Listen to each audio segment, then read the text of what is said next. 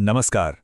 चलिए आज इतिहास के पन्नों को पलटते हैं और भारत के एक ऐसे मोड़ पर चलते हैं जिसने सही मायनों में सब कुछ बदल कर रख दिया।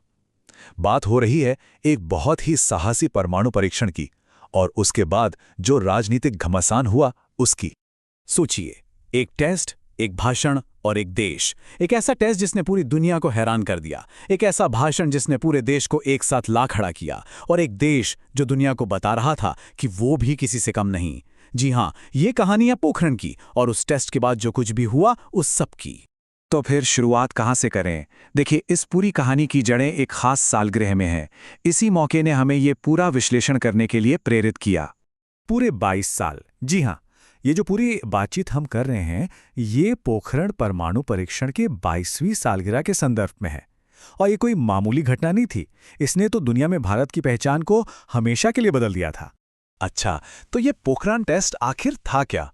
आसान शब्दों में कहें तो 1998 में भारत ने एक के बाद एक कई परमाणु बम धमाके किए थे और बस इसी एक कदम ने भारत के न्यूक्लियर प्रोग्राम को एक बिल्कुल ही अलग लेवल पे पहुंचा दिया। तो चलिए थोड़ा और गहराई में उतरते हैं। बात सिर्फ इतनी नहीं थी कि ये कोई साइंटिफिक अचीवमेंट था। नहीं, ये एक बहुत ही हिम्मत वाला और सच कहें तो काफी विवादास्पद राजनीतिक फैसला भी था।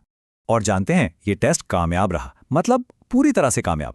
पूरे देश में इसे एक राष्ट्रीय उपलब्धि, एक गर्व के पल की तरह मनाया गया। भाई, दुनिया को पता चल गया था कि भारत की टेक्नोलॉजी कितनी आगे है। पर रुकिए, ये सब कुछ रातों रात नहीं हो गया। इसकी कहानी तो काफी पहले शुरू हो चुकी थी। साल था 1974 जब भारत ने अपना पहला न्यूक्लियर टेस्ट किया था। फिर आया 1998 का वो दौर, प्रधानमंत्री थे अटल बिहारी वाजपेयी और पोखरण में एक बार फिर टेस्ट हुए। और बस इसके फौरन बाद भारत ने ऐलान कर दिया कि अब वो भी एक न्यूक्लियर पावर है। मगर कहानी में एक ट्विस्ट था।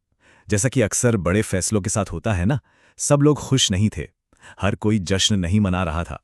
और यहीं से एक बड़े पॉलिटिकल ड्रामे की शुरुआत हुई। तो सवाल सीधा सा है, अगर टेस्ट इतना कामयाब था, देश के लिए इतना बड़ा गर्व का मौका था, तो फिर विरोध किस बात का था? आखिर क्यों? अब देखिए, यहां सोच के दो अलग अलग ध्रुव थे जो आपस में टकरा रहे थे। एक तरफ थी सरकार, जिसका कहना था कि ये देश के सुरक्षा और टेक्नोलॉजी में आत्मनिर्भर बनने के लिए जरूरी है। तो दूसरी तरफ था विपक्ष, जिसे इस बात की चिंता खाई जा रही थी कि अब दुनिया भर से कैसी प्रतिक्रिया आएगी और कहीं कड़े आर्थिक प्रतिबंध न लग जाएं। और इसी राजनीतिक खींचतान के बीच कहानी अपने सबसे दिलचस्प मोड़ पर आती है। वो मोड़ था प्रधानमंत्री वाजपेयी का जवाब। और इस जवाब के लिए जो मंच चुना गया वो था संसद भवन, देश की सबसे बड़ी पंचायत। सबकी निगाहें टिकी थीं कि आखिर प्रधानमंत्री इस चुनौती का सामना कैसे करेंगे। इस जवाब को नाम दिया गया करारा जवाब। और ये सिर्फ कोई भाषण नहीं था, ये तो विपक्ष की हर चिंता, हर आलोचना पर सरकार का एक बहुत ही मजबूत और साफ सुथरा बयान था। तो सबसे बड़ी बात यही थी कि उस वक्त के प्रधानमंत्री अटल बिहारी वाजपेयी सीधे संसद में खड़े हुए, विपक्ष से आंख में आंख डालकर बात की और अपनी सरकार के फैसले को पूरे दम से डिफेंड किया। उन्होंने पूरे देश को समझाया कि आखिर ये कदम उठाना क्यों जरूरी था। तो चलिए अब आगे बढ़ते हैं और ये समझने की कोशिश करते हैं कि इस एक टेस्ट और उसके बाद हुए पूरे राजनीतिक घटनाक्रम का हमारे देश पर आखिर लॉन्ग टर्म असर क्या हुआ।